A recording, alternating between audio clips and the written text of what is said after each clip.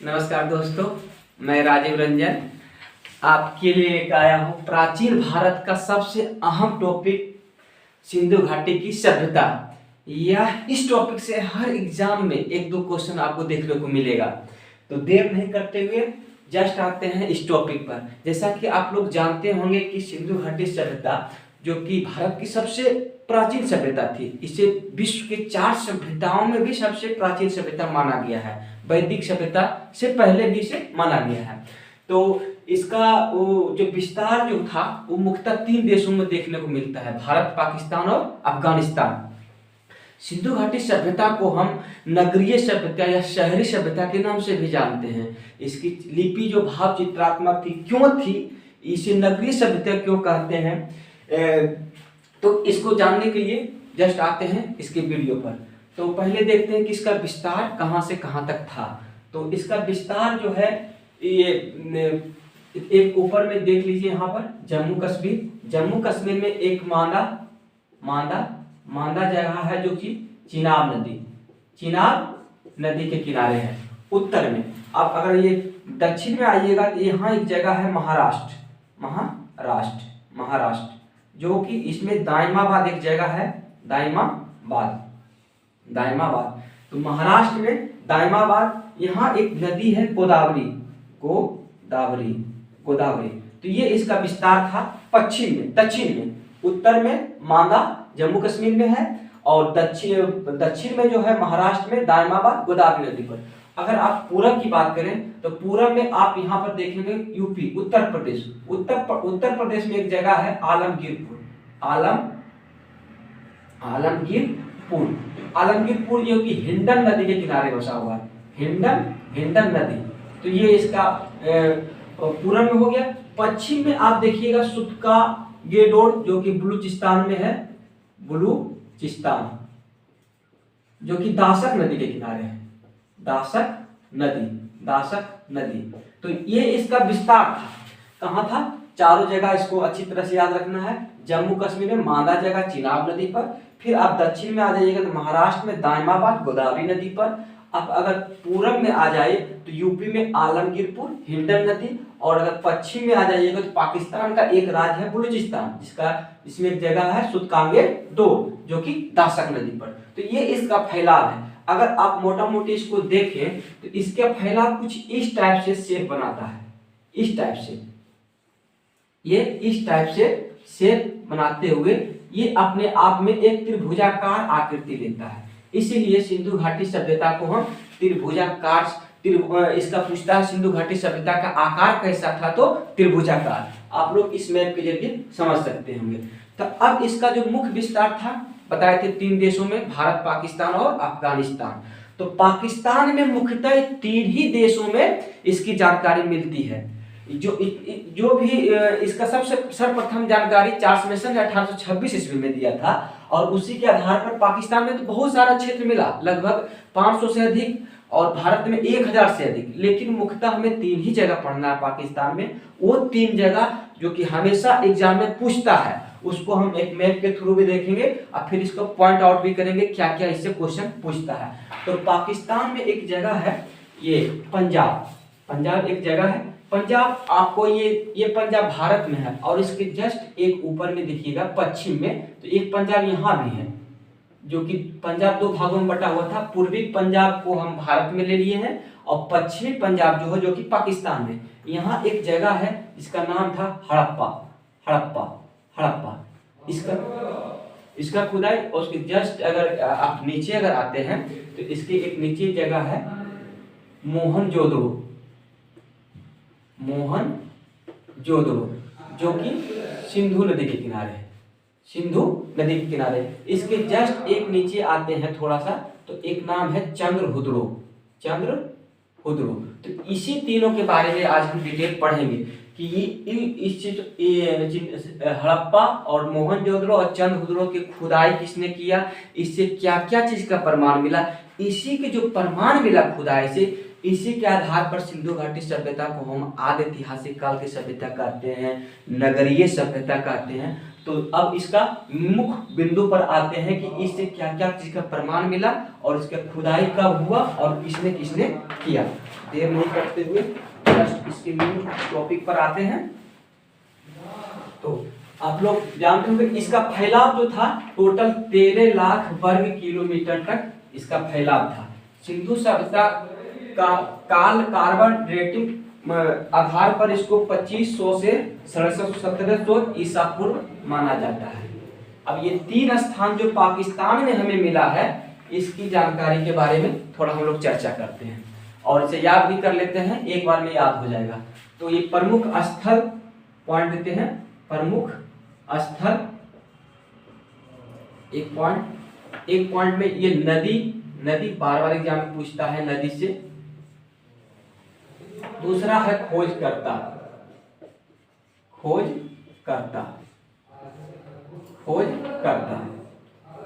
ये बहुत बार एग्जाम में पूछा हुआ। तो पहला स्थान जो था सिंधु घाटी सभ्यता को हम हड़प्पा की सभ्यता भी कहते हैं। क्यों कहते हैं इसकी जानकारी हम जस्ट पढ़ते हैं। ये पहला जगह था हड़प्पा। तो ऐसा माना जाता है कि उस सभ्यता में जहां सबसे प्रथम खुदाई होती है उसी के नाम पर पे उस सभ्यता का नाम रखा जाता है। तो हड़प्पा जो कि पाकिस्तान के पंजाब प्रांत के मोंटगोमरी जिला में था, जो कि रावी नदी के तट पर था, जिसकी खुदाई 1921 में दयाराम साहनी ने किया था। दयाराम साहनी, इसलिए क्योंकि यह हड़प्पा का खुदाई सर्वप्रथम हुआ, इसलिए इस सभ्यता को हम हड़प्पा की सभ्यता भी कहते हैं। सिंधु की सभ्यता को सिंधु घाटी की सभ्यता क्यों कहते हैं? क्योंकि इसका विस्तार अगर देखें तो ज्यादातर सिंधु नदी के किनारे ही देखने को मिला था, इसलिए इसे सिंधु घाटी की सभ्यता भी कहते हैं। इसे सैंधव सभ्यता के नाम से भी जानते हैं। तो अब देखते हैं कि हड़प्पा जो कि रावी नदी के तट पर इसका खुदाई सर्वप्रथम दयाराम साहनी ने किया था। तो अब इस खुदाई से जो हमें प्रमाण मिला, उत्खनन से जो हमें साक्ष्य मिला, उससे बहुत बार एग्जाम में क्वेश्चन पूछता है। जो मोस्ट वीवीआई है कि 837 नाम का कब्रिस्तान, 837 नाम का कब्रिस्तान। तो ये याद रखिएगा, क्योंकि इस सभ्यता में ऐसा माना जाता है कि हड़प्पा में मृतकों को दफनाया जाता था। और आगे जब पढ़ेंगे मोहनजोदड़ो में तो उसमें प्रमाण मिलता है कि मृतकों को जलाया जाता था। तो यहाँ से याद रखिएगा 837 नाम का कब्रिस्तान, दफनाने वाला। और चौथे चक्कों के कुम्हार के अवशेष मिले थे, कुम्हार जो चक्का बनाता है उसका अवशेष। और जो मोस्ट वीवीआई है तीसरा पॉइंट, कांसे की बनी एक बैलगाड़ी। ये पॉइंट अगला पॉइंट में भी क्लियर हो जाएगा, कांसे की बनी बैलगाड़ी। दूसरा जो स्थान था उसका नाम था मोहनजोदड़ो, जो कि ये पाकिस्तान के सिंधु नदी के किनारे था। सिंधु नदी। और इसकी खुदाई जो किया था वो किया था राखल दास बनर्जी। जस्ट इसके 1 साल बाद इसकी खुदाई होती है 1922 में। मोहनजोदड़ो जो है पाकिस्तान के सिंध प्रांत में, सिंधु नदी है और प्रांत का नाम अगर पूछे तो सिंध प्रांत, सिंध। ये सिंध प्रांत मतलब एक वहां पाकिस्तान में 4 राज्य है, जिसमें से एक राज्य है जिसका नाम है सिंध प्रांत। और ये हड़प्पा जो है वो पाकिस्तान के पंजाब राज्य अर्थात पंजाब प्रांत, ये पंजाब में है, ये है पंजाब प्रांत के मोंटगोमरी जिला में, और ये है सिंध प्रांत के लड़काना जिला में। तो इससे मुख्य बिंदु जो मुख्य क्वेश्चन पूछा जाता है, इसके खुदाई से हमें क्या क्या चीज का प्रमाण मिला। तो विशाल स्नानागार, विशाल अन्नागार, विशाल सभागार, जो विशाल लगा होगा लगभग सभी चीज इसमें मिला था। और पशुपति की एक मूर्ति मिला था जिसमें 3 मुख वाला था, जिसको भगवान शिव के नाम से भी जानते हैं। और जो चौथा पॉइंट था, कांसे की बनी एक नर्तकी। तो यहाँ यही क्वेश्चन हमेशा एग्जाम में उठाता है कि कांसे की बनी बैलगाड़ी कहाँ से मिला, कांसे की बनी नर्तकी नृत्यांगना कहाँ से मिला। इसको याद रखेंगे। इसको कैसे कि पहले हड़प्पा में लोग बैलगाड़ी लिया होगा, बैलगाड़ी बनाया होगा, उससे पैसा कमाया होगा, उसके बाद उस पैसे से हड़प्पा में जाकर के ऑर्केस्ट्रा लाया होगा अर्थात नर्तकी क्यों लाया होगा। तो पहले बैलगाड़ी हड़प्पा में और मोहनजोदड़ो में कांसे की बनी नृत्यांगना। क्योंकि इस सभ्यता से जितना भी उत्खनन हुआ कांसे की बनी ही सामग्री मिली, इसलिए इस सभ्यता को हम कांस्य युगीन सभ्यता के नाम से भी जानते हैं।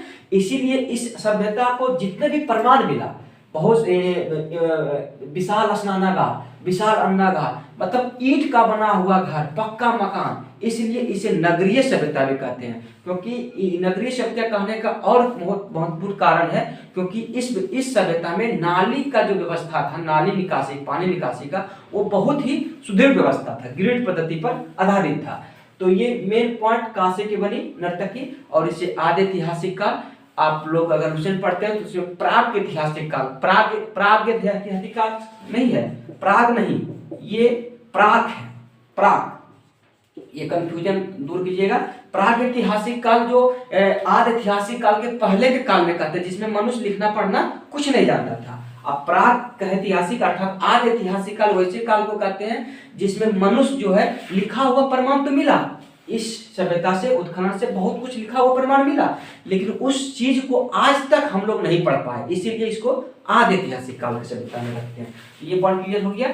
तो अब यहाँ मेन पॉइंट आ जाता है, यहाँ से क्वेश्चन बहुत बार कंफ्यूजन होता है कि मोहनजोदड़ो का अर्थ यहाँ क्या होता है बाबू, तो मृतकों का टीला।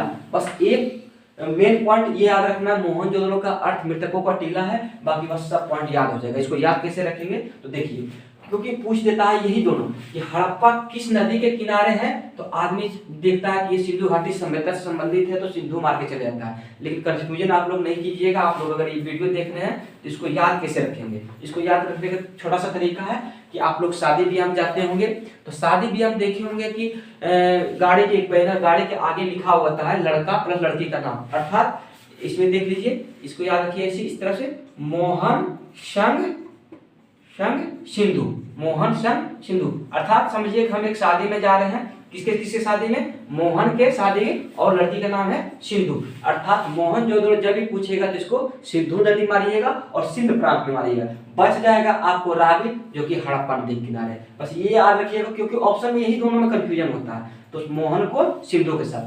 दूसरा जो सबसे इंपॉर्टेंट है जो कंफ्यूजन करता है पॉइंट, वो है नाम में, कि किसका नाम किसका खुदाई राखलदास बनर्जी ने किया था और किसका खुदाई दयाराम साहनी ने किया था। तो इस नाम को दूर करते हैं कंफ्यूजन।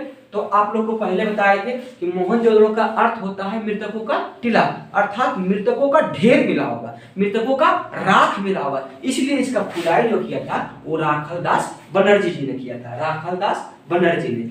अब जो कि मेन तीसरा पॉइंट, तीसरा जगह जो मिला था उसको देखते हैं। वो जो उसका नाम था चंद्रहुदड़ो। ये मोस्ट इंपोर्टेंट, यहाँ से बहुत क्वेश्चन पूछता है। ये भी पाकिस्तान के सिंध प्रांत में, सिंधु नदी के किनारे ही अवस्थित है। ये भी पाकिस्तान के सिंधु नदी के किनारे ही अवस्थित है। इसका खुदाई किया था गोपाल मजूमदार 1931 में। तो इसको ये नहीं पूछता है, मेन पूछता है कि इससे क्या क्या चीज का प्रमाण मिला। तो इसका नाम से ही इसको सारा कॉन्सेप्ट क्लियर हो जाएगा। चंद्रहुदड़ो, चंद्र मतलब चांद जैसा मुख वाला, लेकिन इसमें लगा दिया है हुदड़ो, तो इसको कॉन्सेप्ट क्लियर करते हैं कि इसमें क्या क्या चीज मिला था। ये भी आपको याद रखिएगा कि पाकिस्तान में मिला था। तो ये इसमें जो मोस्ट इंपोर्टेंट मिला था, लिपस्टिक, काजल, पाउडर, कंघा, सबसे इंपोर्टेंट है लिपस्टिक, काजल, पाउडर, कंघा। तो अगर छोटा मोटा अगर कभी लड़की लोग को देखते होंगे कि हल्का पल्का लिपस्टिक पाउडर लगाती है, बहुत सुंदर लगती है, लेकिन जैसे ही कोई एकदम पूरा पोत पात के अगर निकले तो क्या एकदम उसका मुंह हुदड़ो जैसा लग जाता है ना। इतना अगर काजल पूरा भर आप काजल लगा ले, पूरा भर का लिपस्टिक लगा ले, पाउडर लगा ले, और एक बार से झटका ले आगे कंघा से, तो एकदम लगेगा हुदड़ो जैसा, हुदड़ो से। तो ये सब ऐसा प्रमाण कहाँ मिला? पाकिस्तान की लड़कियां ऐसे करती है, हिंदुस्तान में ऐसे देखने को कम मिलेगा आपको। तो इसलिए याद रखिएगा, अच्छा अपने चांद जैसा मुंह को इतना चीज लगा करके हुदड़ो जैसा बना देता है। तो हुदड़ो बनाने में इस सबका बहुत अहम योगदान होता है, लिपस्टिक, काजल, पाउडर और कंघा का। और जो सबसे इम्पोर्टेंट यहाँ से क्वेश्चन पूछा जाता है बाबू कि एक ईंट पर बिल्ली का पीछा करते हुए कुत्ते का पंजा का निशान।